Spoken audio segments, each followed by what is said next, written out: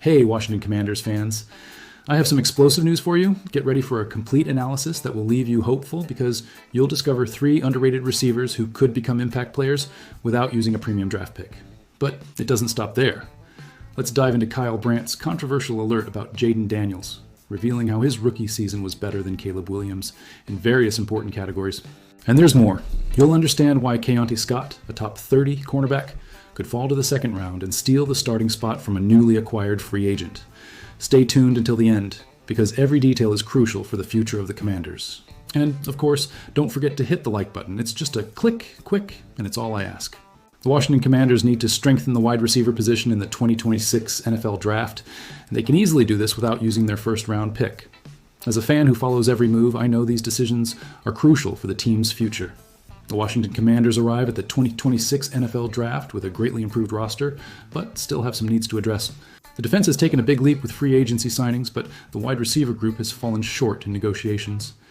After failing to land Alec Pierce and Romeo Doubs, the Commanders face the tough decision of selecting a wide receiver with the 7th overall pick, or waiting until later in the draft. The Washington Commanders have 3 options when it comes to underrated prospects for the wide receiver position. These prospects are much better than others and could impact the team from day one without needing to use a high-level draft pick.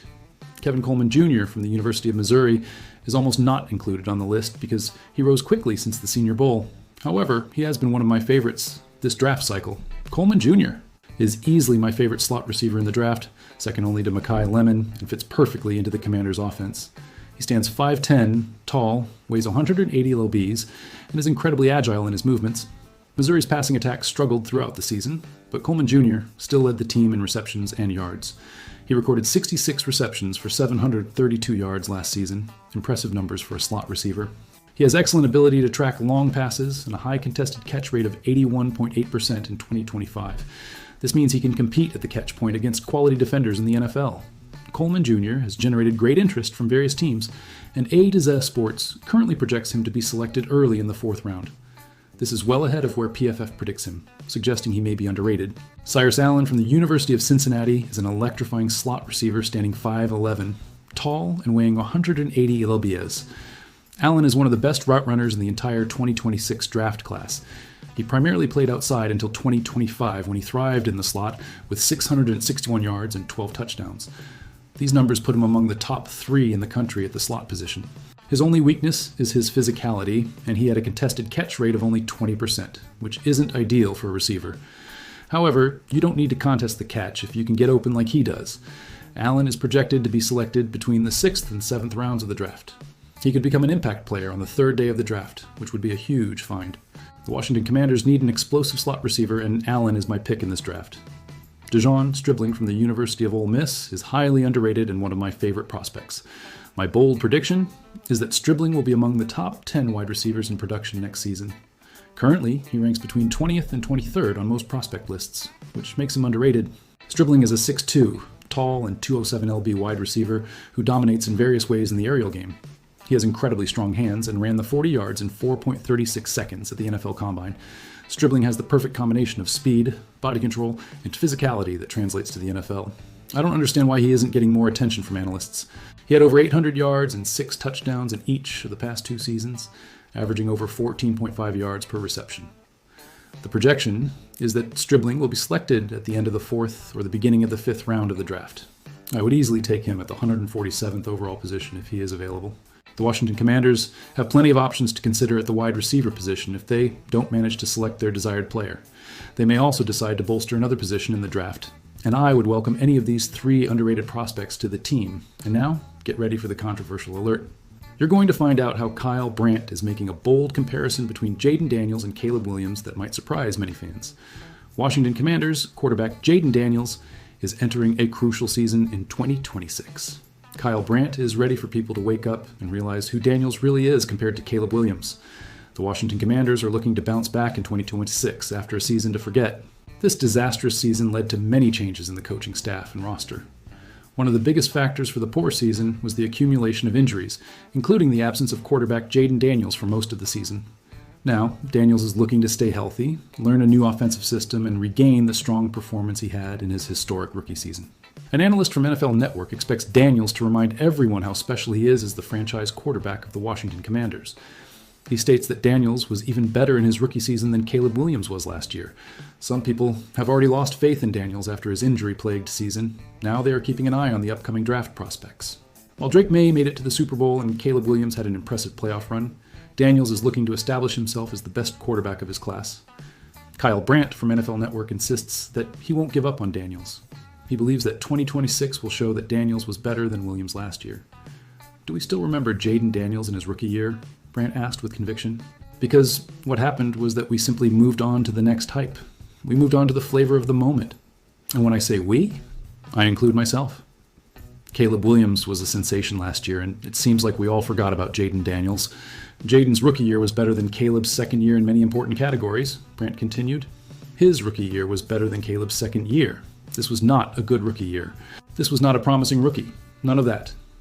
This was a prolific and historic rookie season where we were handing him the keys to the castle and saying, "You are the chosen prince." And then, poof, we no longer mentioned his name on the show. That's because his second year was really strange, Brandt explained. In the second year, he played 7 games. In the second year, he played 3 games with Terry McLaurin on a Washington Commanders team whose best offensive player was a rookie picked in the 7th round of the draft. It was a bizarre season, very bizarre. But is that all there is? Are we going to say, man, Jaden just got injured and never returned to the same level he was in his rookie year? I choose to say no, concluded Brandt. Jaden Daniels needs to prove that those who doubt him are wrong in 2026. The 2025 season seemed like a complete fluke for the Washington Commanders, with Daniels and McLaurin missing most of it.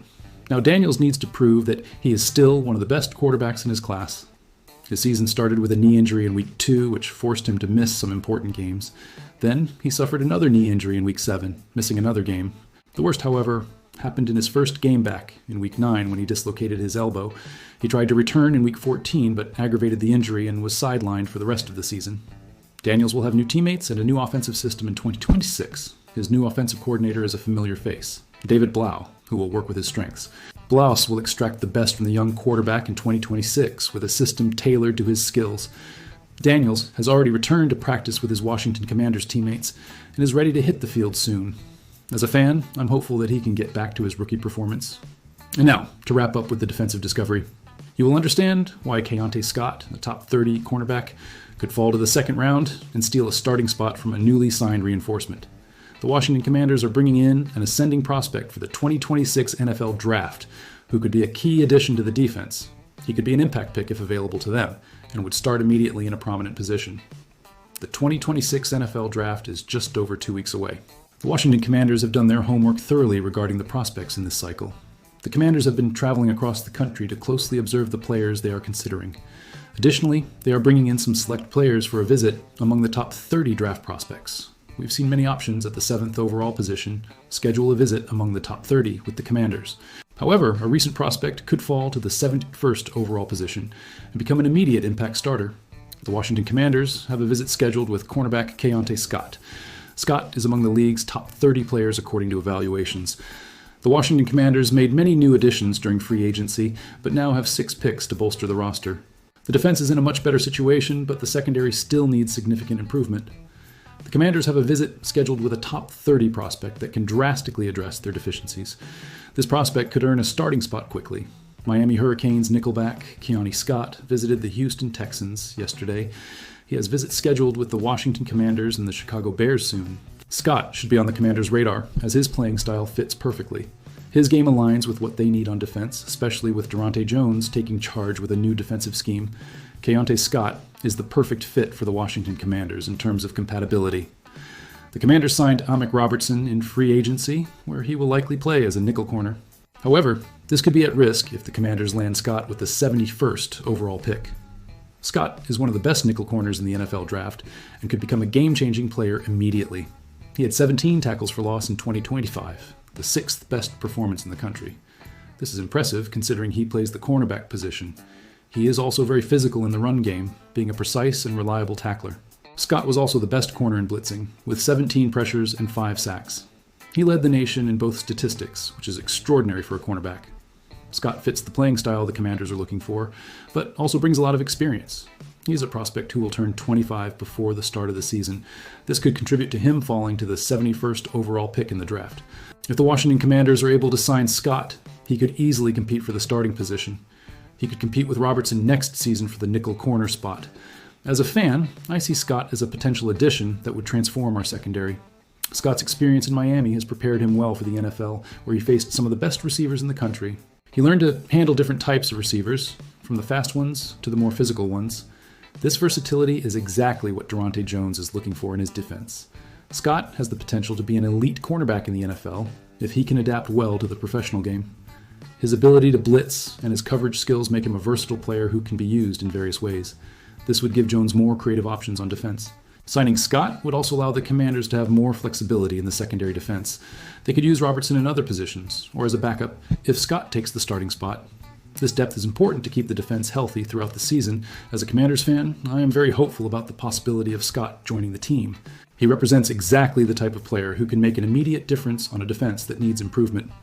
If he falls to the second round, it would be a perfect opportunity for the Commanders to add elite talent. The Commanders' defense is in rebuilding mode, and Scott would be an important piece in this process. With Jaden Jones implementing his new defensive scheme, having a talented cornerback like Scott would be crucial for success. I hope the Commanders seriously consider this option in the draft. So, fan, after discovering 3 underrated receivers who can impact the team without using a premium pick, understanding Kyle Brandt's warning about Jaden Daniels being better than Caleb Williams in his rookie season, and knowing that Keonte Scott could fall to the second round and steal Amik Robertson's spot, which of these moves gives you the most hope for 2026? Do you believe that Kevin Coleman Jr., Cyrus Allen, or Dejon Stribling is the best option to complement our wide receiver group? Or would it be better to invest in an elite receiver in the first round? And more importantly, do you trust that Jaden Daniels will be able to stay healthy in 2026 and prove that Kyle Brandt is right about him being better than Caleb Williams? Or will constant injuries continue to be a problem that prevents us from winning? Leave your opinion in the comments. I want to know what you think about the future of the Washington Commanders.